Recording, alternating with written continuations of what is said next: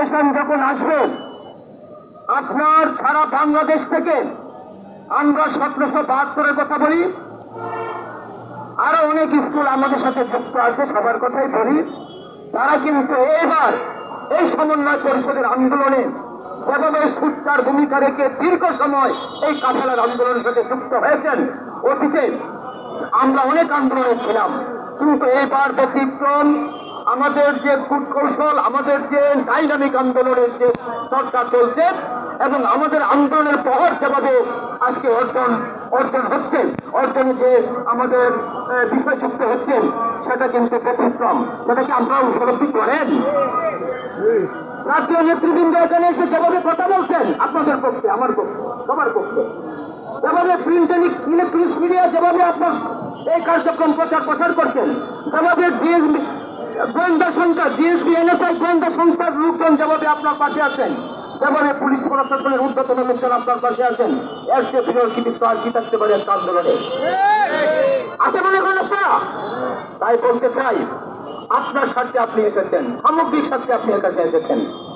আপনার এই আমাদের জাতীয় নেতৃবৃন্দ আমাদের পাশে আছেন, আমাদের কেন্দ্রীয় টিম অত্যন্ত সুকৌশলে কাজ করছেন।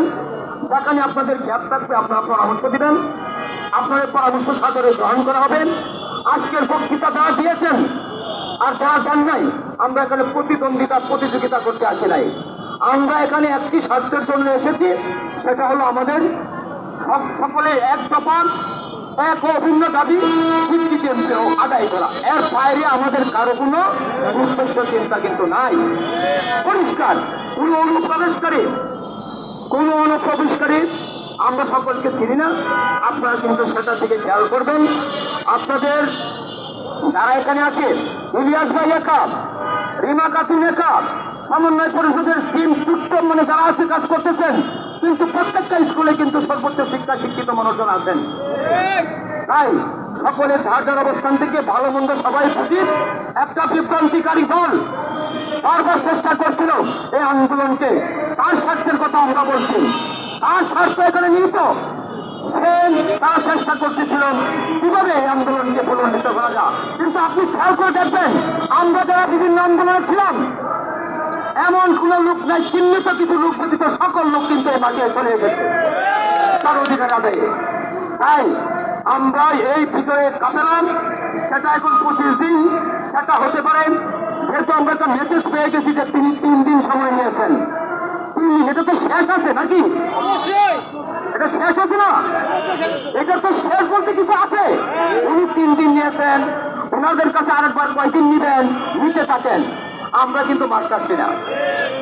এখন কিন্তু দায়ভার ওনাদের উপর পড়েছে, আমরা সহযোগিতা করব। বুঝতে পারছেন বিষয়টা?